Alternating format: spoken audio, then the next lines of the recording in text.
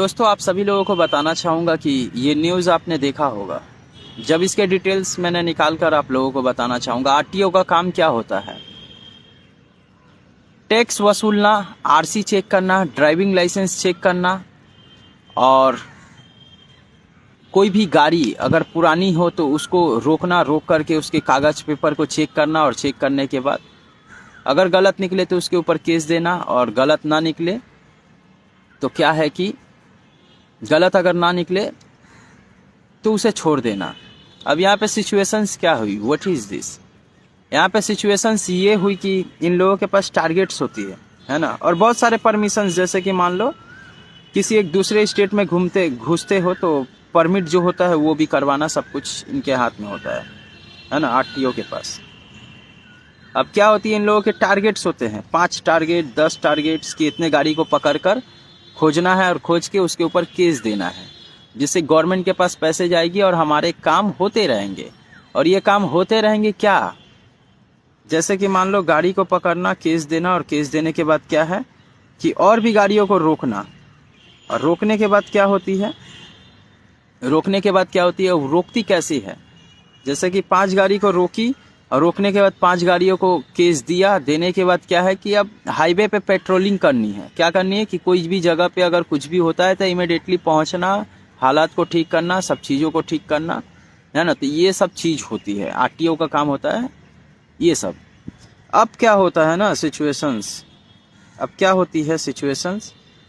कि इन लोगों के डिटेल्स होते हैं, 4-5 लोग होते हैं गाड़ियों में, और डार्क वेब की दुनिया में दुनिया के सारे ऑपरेटिंग सिस्टम्स एक्सेस होते रहती है। क्या डेटाज है, क्या नहीं है, सब कुछ होती रहती है ना। यूएस के मतलब जिस फ़ोन को आप चला रहे हो, उसका जो सीईओ होंगे ना, उनको तक मैंने एक्सपोज किया हूँ। जो बताना चाहूँगा वो सारे के सारे लोग जानते हैं मैं कौन हूँ, तो वो कोई बड़ी बात नहीं है। लेकिन इस हालत में मैं हूँ, जिस दिन इस पोजीशन से मैंने निकला उस दिन आप लोगों को पता चले कि हम कई सारे लोग, दुनिया के कई सारे लोग मुझसे मिलने के लिए आएंगे, ये बात मुझे पता है। लेकिन अभी फ़िलहाल मैंने किसी से मिलना नहीं चाहूँगा। अब क्या है कि ये सारे के सारे सिचुएशंस होती है पेट्रोलिंग के दौरान, बहुत सारे गाड़ियों को रोकना, छोटी मोटी गाड़ियों को, उससे कुछ पैसे लेना, कहीं माल लोडिंग होती है वहाँ से कुछ पैसे लेना, ऐसे कर करके सारे जगह से पैसे वो उठाते हैं। उठाने के बाद क्या होती है कि बहुत सारे जो होते हैं पौवा, वो सब चीज़ों को करना। सोशल मीडिया पे आप लोग वीडियोस भी देखे होंगे। अब क्या होती है ना कि मान लो कोई गाड़ी वाले 5 गाड़ियों को रोका, वो गाड़ी रनिंग निकल गए, तो कहाँ जाती है ये लोग? पेट्रोल पंप, खाने का जो ढाबा होता है वहाँ पे रुकते हैं, ये सब जगहों पे जाते हैं ये लोग। और ठीक ये वीडियोस पे वही पेट्रोल पंप पे जाते हैं, और जाने के बाद क्या है, रुकी हुई गाड़ी रहती है उससे पूरा का पूरा पैसे लेने की कोशिश करते हैं, जिससे वो पार्टीज कर सके। और उसके ऊपर क्या है कि पूरा का पूरा नहीं देने पर, नहीं केस लेने पर उसके साथ उसके सर पे मार देती है अपने माथे से, जिसके कारण एक बड़ी सी विवाद हो जाती है। और ये सर पे मारती क्यों है? जब वो लाइसेंस मांगते हैं ना आरटीओ, तो वो लाइसेंस होता है फ़ोन में, है ना।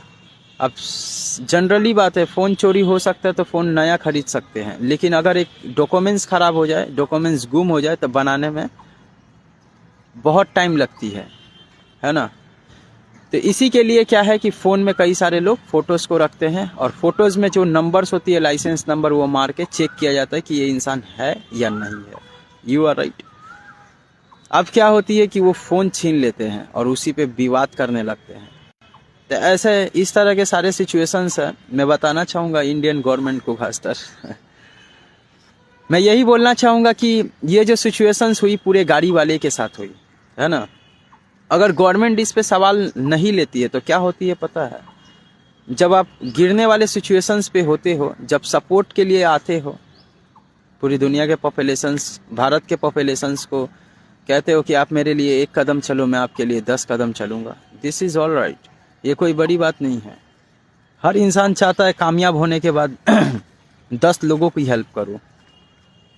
जब आप इस ज़रूरत के पीछे जाते हो तब क्या होती है, ये सब विवाद और ये सब मुद्दे के वीडियोस वायरल होने लगती है, जिसके कारण क्या होती है, देश को देश के पीएम तक को हटना पड़ जाता है पीछे। तो ये सब सारे के सारे डिटेल्स है, और ये सब चीज़ों को ठीक करना चाहिए। और अगर इसको ठीक नहीं करोगे तो यही होगी, आपकी ही कुर्सी गिरेगी, और कोई भी बड़ी बात नहीं है ना। कैसे गिरेगी? क्योंकि एक ड्राइवर दूसरे ड्राइवर की पहचान होती है, और ये वीडियो सोशल मीडियाज़ पे वायरल हो रहा है। ज़्यादा से ज़्यादा यही होगी कि वीडियो सोशल मीडियाज़ पे नहीं चलेगी, लेकिन क्या होगी, पूरी दुनिया और भी शक के गुंजाइश पे खड़े हो जाएंगे। ये सब चीज़ करने से अच्छा ये है कि इस तरह की चीज़ों को बंद करना, है ना, जो कि एक रियल बात मैं बता रहा हूँ।